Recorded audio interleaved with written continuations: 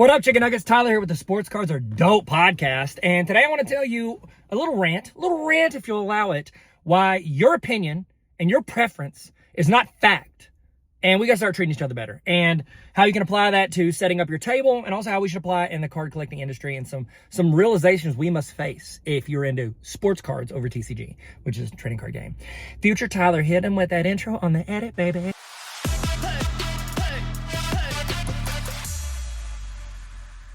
This was sparked because I was literally just listening to Sports Cards Nonsense, best podcast in the game on sports cards. And I say that as someone with a sports card podcast, and I'm very biased towards myself, but I can't lie to you people.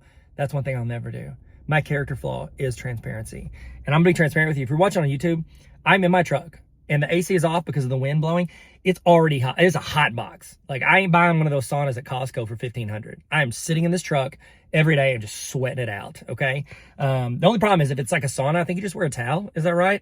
Never really done it. I've just seen like old dudes at the gym, and I'm like, I don't know if I'm ready for that. Okay, jump into it, Tyler. So here's my thoughts. This is sparked. I was listening to Sports Cards Nonsense. Jesse Gibson, GOAT. He pulled a Walt Disney Topps Chrome Superfractor 101, and not autographed by Walt Disney. He's not signing anymore.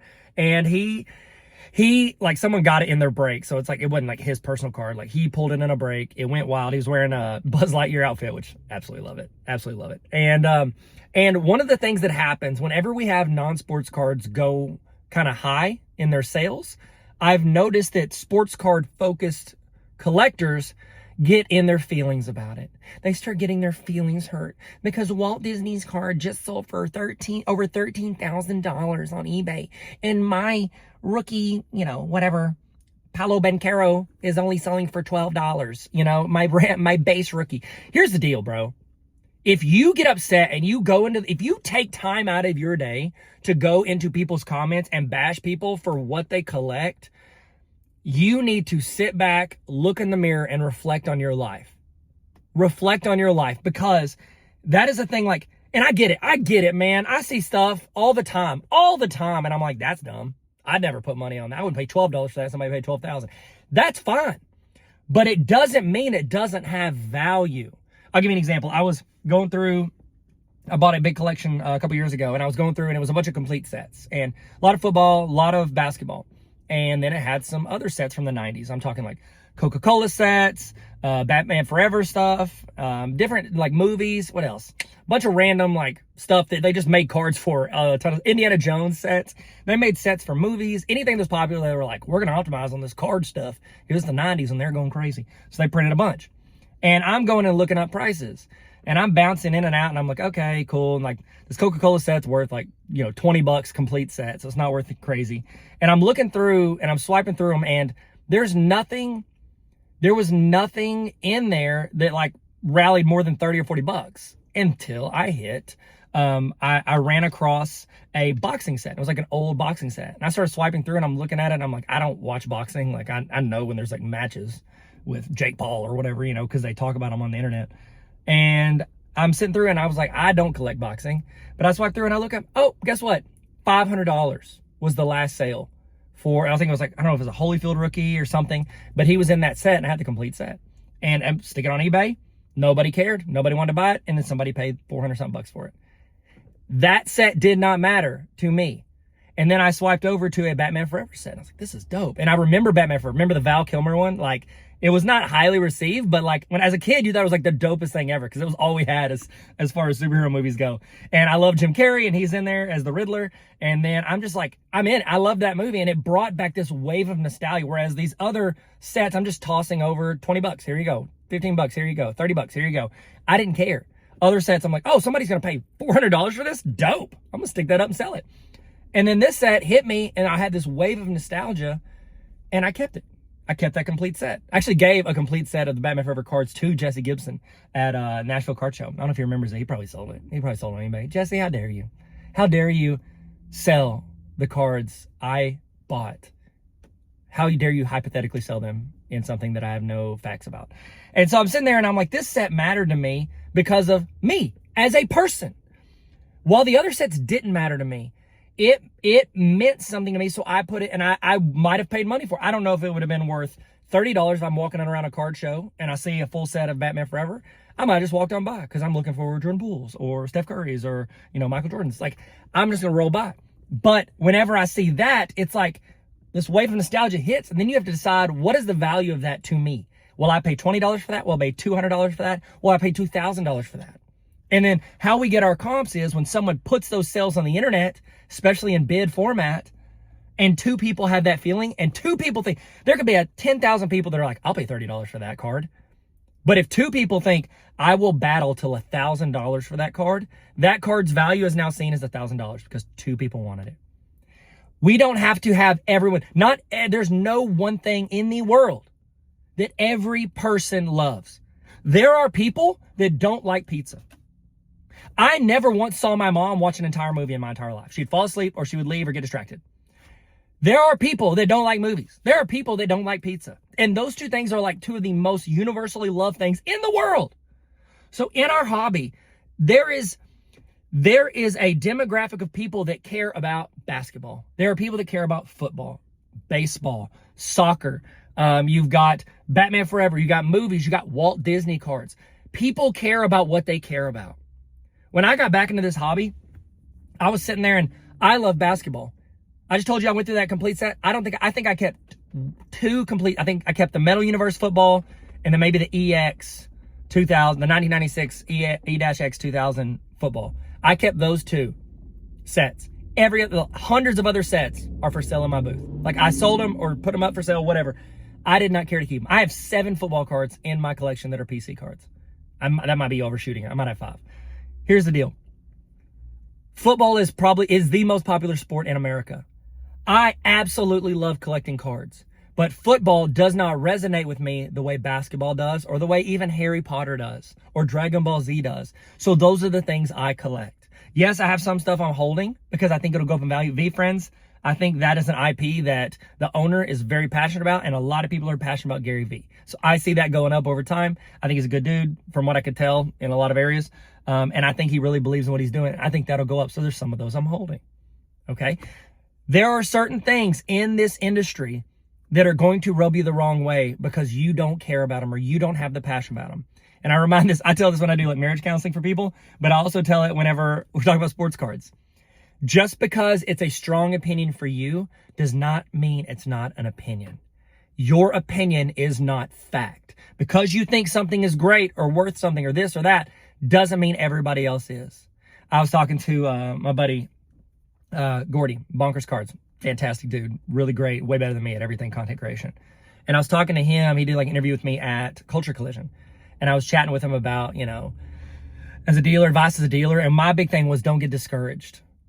Just because if you set up as a dealer and you're sitting at your table and as a dealer, you watch people walk by and you see them look at your cards and they kind of look for a second and then they walk on. And as a dealer, that kind of hurts your feelings. You're like, oh my gosh, is it my slabs? Is it my cards? Is it my prices? Is it me? Is it me, Jesus? That's a TikTok trend. What is it that made them not care enough to stand still instead of like doing that lean thing and then walk past? And I reminded Gordy, and I have to remind myself this all the time. Think of you walking through a card show. How often do you walk by a table and like, ugh, that guy's ugly, dumb, I don't like his face, and I'm going to walk on? You don't do that. You look at the cards, and based on the cards they have, the prices they have, or even the slabs that they're in, that falls into the arena, the Venn diagram of things you care about. And it kind of has to have all three of those things for a lot of people. I think slabs is the least important, but there's some people that really care about their PSA slab. PSA's king! Gosh, so many other times. If somebody says that in the comments, first off, how dare you? Second off, that's funny. You know what I mean? Like, that's funny if you say that under this video. PSA's king! If they don't fall into the category, at least 1 to 3 of those categories, when they walk by your table, they move on. I don't mean it negative when I walk past the table. Unless I've done a deal with a dealer and I'm like, I don't want to make eye contact with you because I don't like you. Like everybody else, I'm just like, that's just not the cards I'm into. But we take it personally as dealers and we think it's our fault, like it's us. And this isn't new. Like anybody that's in the creative industry, like has that thing where they're making creative stuff. They're making creative stuff where they make a design or a graphic or a video and they submit it to a company. So I got a push notification. I'm speaking at a conference for students tomorrow, and I just got a notification. I got to send in my bio. By the way, in my bio, when I speak to students, is that Jordan Poole follows me on Instagram, and it's like one of my favorite things. And kids care about that more than Google innovator, blah, blah, blah. They don't care about that stuff. They just care about your follower count, and they care about if any famous people follow you on Instagram. So I forgot what I was saying. Oh, in the creative industry, when you make something, one of the big things creatives have to overcome is when they make something creative for a company or, for their job, whatever. If their boss says, I don't like this video, or I don't like this design, or I think we should change this, it's not really it. Very often creatives take that as a personal shot to them. Like, you're saying, I identify with this design or this thing I spent hours making, and you saying you don't like that is equivalent to you saying you don't like me. And that's something a lot of creatives have to fight constantly in the creative industry. And I think in sports cards, we can get so connected to what we're into, either the sport, the player, the whatever, it hurts your feelings.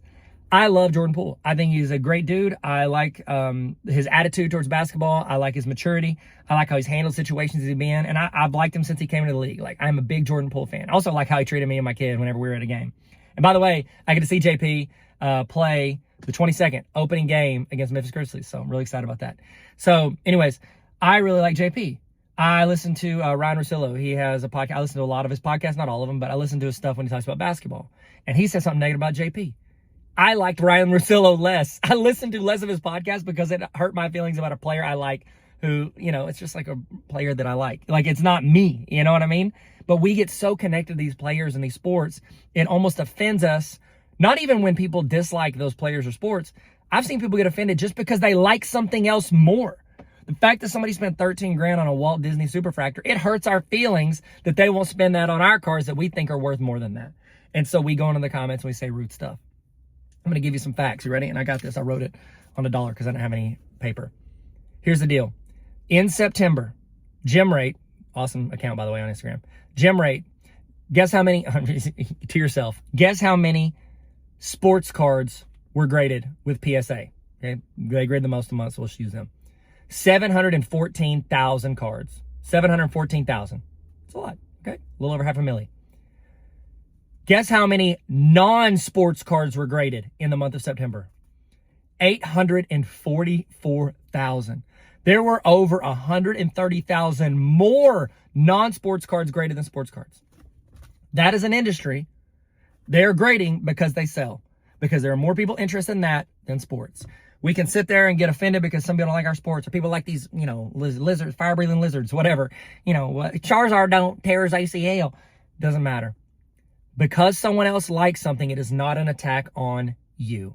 Your opinion is not fact. Let's be kinder in the comments. Let's respect other people and what they collect. And let's keep being passionate about this thing we love. Support for one in our industry, even if you don't collect it, doesn't mean it doesn't have value. That's my opinion today. What are your thoughts in the comments? Thank you guys so much for watching. I'm about to eat lunch with my wife, and I see her standing in front of me, and she ain't going to have no time for me to record a podcast. Y'all be good, stay sweet, and never stop collecting. Later. Sports cards are dope, and so are you. Sorry, I got ahead of myself. Okay, so update, edit. I actually finished that episode of Sports Cards Nonsense podcast, and at the beginning when Jesse was talking about the card he pulled, the Walt Disney, that sold for $13K, Mike was like, oh, that's, just super agreeable, and I stopped recording there, and then I recorded my podcast, just talking about people, finding love for the things they love, and not bringing each other down, because we're all in this hobby together. We're all in this together. That's a good song. I should write that. And then I listened to the rest of the episode after I recorded it, and Mike kind of made some jokes about SpongeBob, and I'm just coming on here to clarify. I was not talking about Mike Giuseppe from Sports Cards Nonsense. I don't want no beef with the greatest sports podcast of all time. And I just wasn't talking about him. I was talking about people mostly in the comments being rude about different groups, like hating on Jesse for pulling that or other cards. So just pointing that out. Yes, Mike did razz the SpongeBob collecting community, but I'm not directing this at him. Although, Mike, if you feel like this applies, follow your heart, Kelly Clarkson. Try to put those two together. You get how it works. All right. Thank you guys for watching. Be good, stay sweet, and never stop collecting. Sports cards are dope. So are you. Bye.